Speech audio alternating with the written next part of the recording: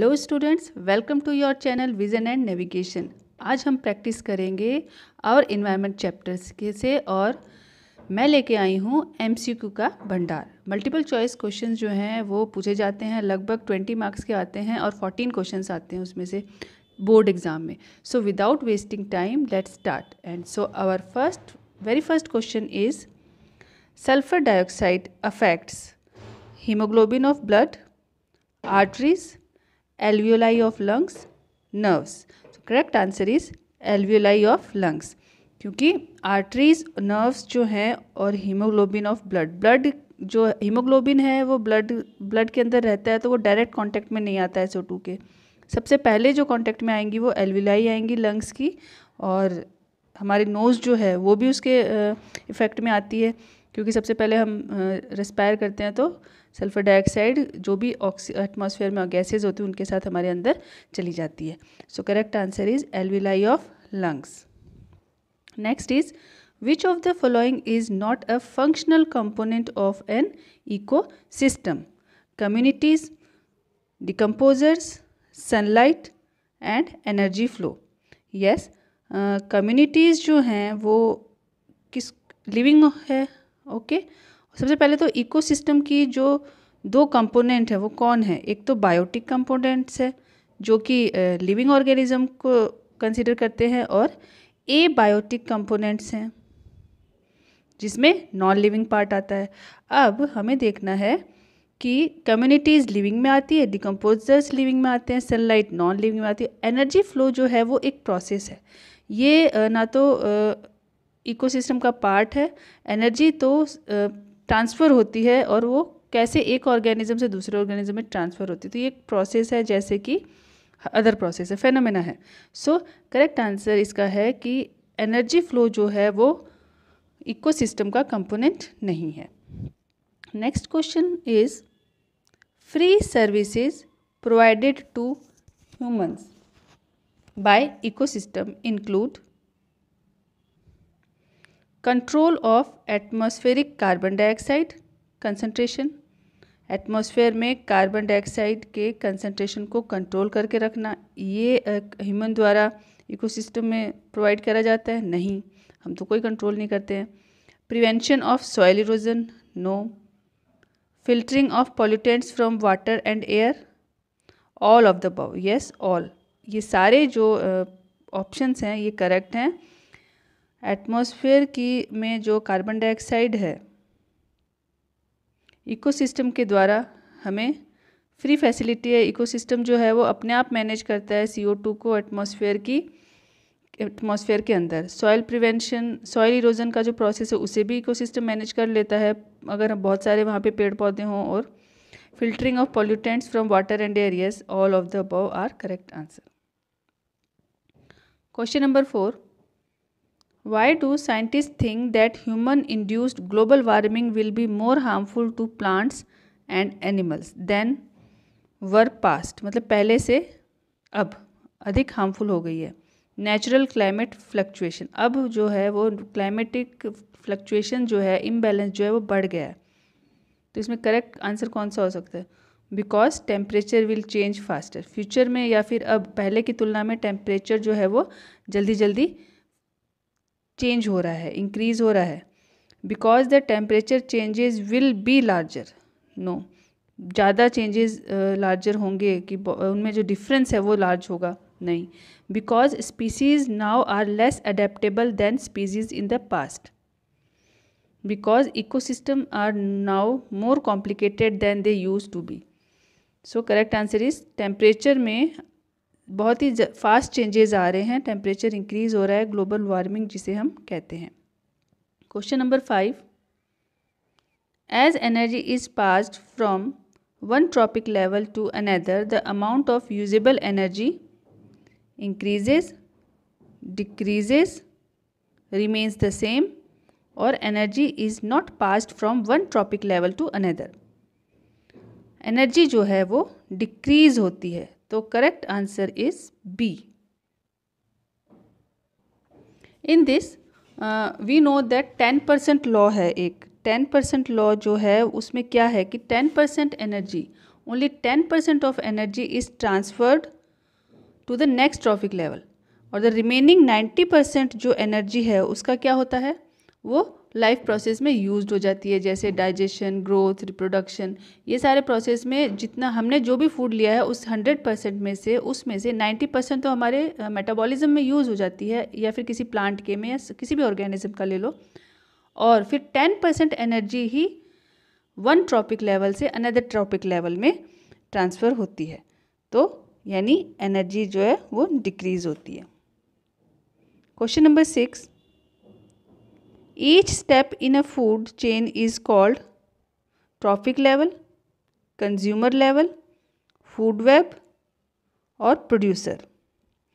तो correct answer is A option, 6th का A option है ट्रॉपिक लेवल, बिकॉज ग्रास और वहाँ से ग्रास होपर दूसरा ट्रॉपिक लेवल में गया, उसके बाद producer, primary consumer, secondary consumer, tertiary consumer, ये सारे ट्रॉपिक लेवल्स हैं।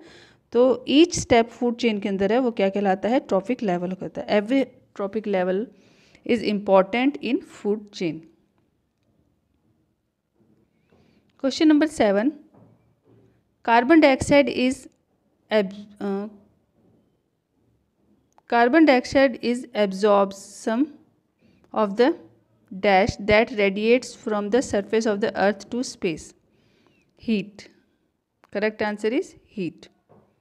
Biological process by which carbon is returned to its reservoir is cellular respiration. Correct answer D option. Question number 9, for corrosion of metals there should be exposed surface of metal. Corrosion के लिए metal की जो surface है वो expose होनी चाहिए atmosphere पे। Okay, moisture की प्रेजेंस होनी चाहिए, एयर होनी चाहिए और all of the above. Yes, ये तीनों ही फैक्टर नेसेसरी हैं कोरोजन के लिए। Corrosion is the process in which metal surface जो है वो उसकी रस्टिंग हो जाती है और वो कोरॉइड हो जाती है, डिस्ट्रॉय होने लगती है एटमॉस्फेयर के अंदर जो मॉइस्चर है और एयर में जो मॉइस्चर है उसके अकॉर्डिंग उससे रिएक्ट होती है, जिसमें आयरन की रस्टिंग है।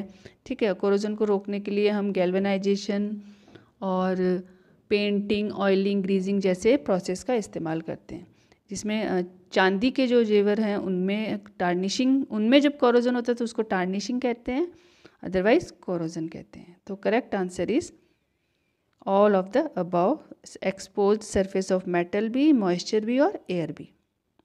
Question number 10, the last chain of food is producer, decomposer, parasites और none of the above.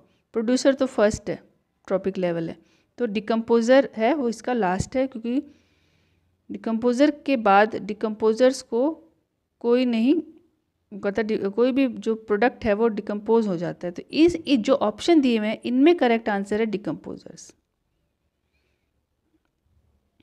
Question number 11, replacing of plastic cups by the paper cups for selling tea on train is preferred because paper cups are more aesthetic, paper cups are more hygienic, paper cups are cheaper, paper cups are biodegradable and eco-friendly. So correct answer is paper cups are biodegradable and eco-friendly. Biodegradable means कि biosphere में जो paper cup हैं वो हमारे environment में degrade हो जाते हैं, अपने आप ही नष्ट हो जाते हैं और सॉइल में कन्वर्ट हो जाते हैं। वो सॉइल को और इन्वायरमेंट को कोई भी नुकसान नहीं पहुंचाते। Next question is, food web is the option A, food that a spider collects using its web, B, network of interlinked trophic levels, C, network of interlinked food chains, D, display of food items on a website. So correct answer is network of interlinked food chain. Next, in the biosphere, which of the following is the ultimate source of energy? Sunlight is ultimate source of energy. In a food chain, the snake predated as rabbit, which fed on fresh green bushes. What percentage amount of the energy accumulated by rabbit would be acquired by snakes? Means एक snake ने rabbit पे feeding की, rabbit को खाया और rabbit ने green bushes खाई हुई थी। तो अब पूछा गया है कि रैबिट ने जो भी भोजन किया उसका कितना परसेंटेज स्नेक में ट्रांसफ़र होगा। तो correct answer is 10%। Option B 10% energy. कौन से लॉ के according?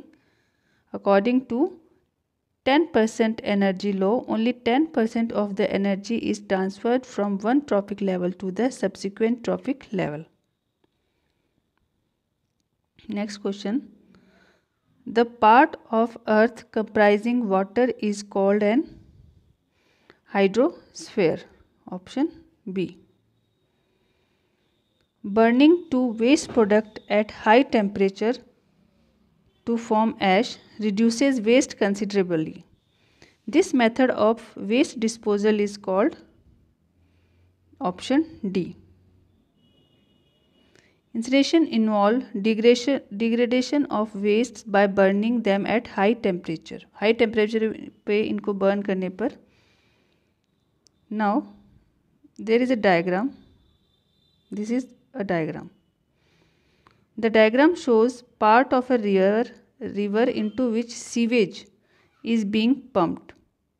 Some of effect of adding sewage to the river are shown in the graph. At which point in the river are decomposer most active? कौन से point पर decomposer most active होंगे? You can see this is river. ये river है, यहाँ पे sewerage pump है। तो A, B, C, D ये 4 पार्ट हैं। इनमें से जो ऑक्सीजन के लिए दिस इज, और ग्रीन एल्गी वाटर प्लांट होते हैं, वो फोटोसिंथेसिस करेंगे और ऑक्सीजन को जनरेट करेंगी। नाइट्रेट बैक्टीरिया जो हैं वो this is for nitrate bacteria, nitrate के लिए है, और बैक्टीरिया के लिए ये थर्ड ऑप्शन है। तो इसमें करेक्ट आंसर है बी, जो कि नाइट्रेट्स है। वहाँ पर डिकम्पोज़र, क्योंकि डिकम्पोज़र जो है वो किसी भी ट्रॉफिक लेवल का लास्ट पार्ट होंगे। तो B is correct answer decomposer के हिसाब से। Next question. Individual of any species at a place form population. Biotic community, ecosystem, biome, it is population. किसी भी एक स्पीसीज़, पर्टिकुलर स्पीसीज़ का हर एक इंडिविजुअल किस में रखा जाएगा? वो पॉपुलेशन की कैटेगरी में रखा जाएगा। Question number 19। Flow of energy. Diagram shows the flow of energy through an, so option C. Smallest energy transfer is shown by the arrow 2 and largest energy loss is arrow 3.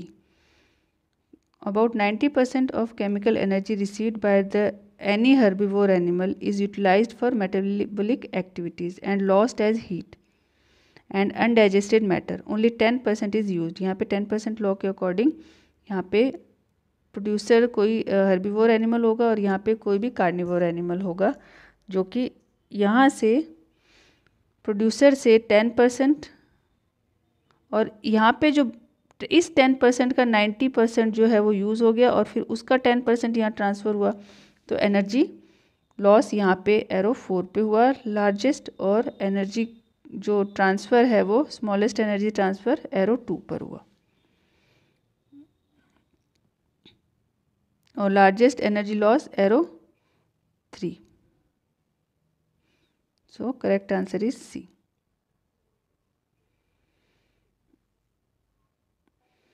As a black widow spider consumes her mate, what is the lowest trophic level she could be occupying? Fourth. trophic level. Human caused change to the nitrogen cycle are expected to result in an increase in acid rain, an increase in the loss of species from ecosystem, higher concentration of greenhouse gases, all of the above. तो ये सारे ही जो factor हैं क्यों human cause changes to the nitrogen cycle.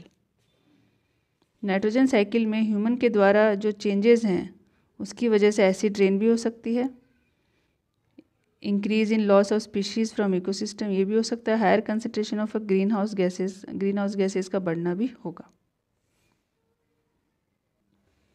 Next question. Trophic levels are formed by only plants, only animals, only carnivores, organism linked in a food chain. So organism linked in a food chain is correct answer, option D. Fertilizers are used on farmlands to increase the nutritive quality of soil. Fertiliser जो हैं वो farmlands पर soil की fertility increase करने के लिए use होते हैं. द क्रॉप प्रोडक्टिविटी के इंक्रीज़ करने के लिए भी यूज़ होते हैं. However they greatly impact our environment. और बट इन फर्टिलाइजर्स का हमारे इन्वायरमेंट पे बहुत बड़ा असर होता है और नेगेटिव वे में असर होता है. A fertilizer industry is planning to release nitrate free और reduced nitrate containing fertilizers to make it more environmental friendly. कोई फैक्ट्री है, इंडस्ट्री है, वो क्या कर रही है, वो प्लान कर रही है नाइट्रेट फ्री और जिसमें नाइट्रेट कंटेंट कम हो या फिर हो ही ना, ऐसा कोई फर्टिलाइज़र इन्वेंट करना चाहती है, प्लान कर रही है, मार्केट में लाना चाहती है. So this control of nitrate rich fertiliser is necessary because nitrate cause acid rain killing trees fishes when released in the environment. They decrease the natural fertility of the soil. Nitrates may lead to excessive growth of water plant or it poisons different crop plants. So, see, nitrates may lead to excessive growth of water plant. क्योंकि पौधों के लिए nitrate जो है वो nitrogen जो है ज़रूरी होता है, नाइट्रोजन, फॉस्फोरस और पोटेशियम NPK जो है. तो अगर नाइट्रेट की वजह से प्लांट्स को हेल्प मिलती है और ज़्यादा ग्रो करने में और रिवर में फिर वो ज़्यादा पौधे उग जाते हैं तो वीड्स जो होते हैं वो पानी के अंदर ग्रो करने से वाटर प्लांट की ग्रोथ इंक्रीज़ होगी और वहाँ पे एनिमल को प्रॉब्लम हो सकती है. Acid rain is a result of accumulation of sulfur dioxide and sulfur trioxide along with nitrogen dioxide, which gets converted into acid. Nitrates are not involved in making nitric acid. Rather, these are essential for soil fertility. They lead to the formation of amino acid, which make protein. A decrease in the grass population will most immediately decrease the available energy for the mouse. घास कम होने से, grass की population कम होने से कौन से organism की जो पॉपुलेशन है वो डिक्रीज़ होगी. ग्रास की पॉपुलेशन विल मोस्ट अगर अचानक से कम कर दी जाए तो available energy for the mouse, snake और हॉक और frog. Correct answer is mouse. क्योंकि घास की मात्रा कम होने से चूहों की मात्रा भी कम हो संख्या भी कम हो जाएगी. क्यों? क्योंकि ये फूड चेन इम्बैलेंस हो जाएगी.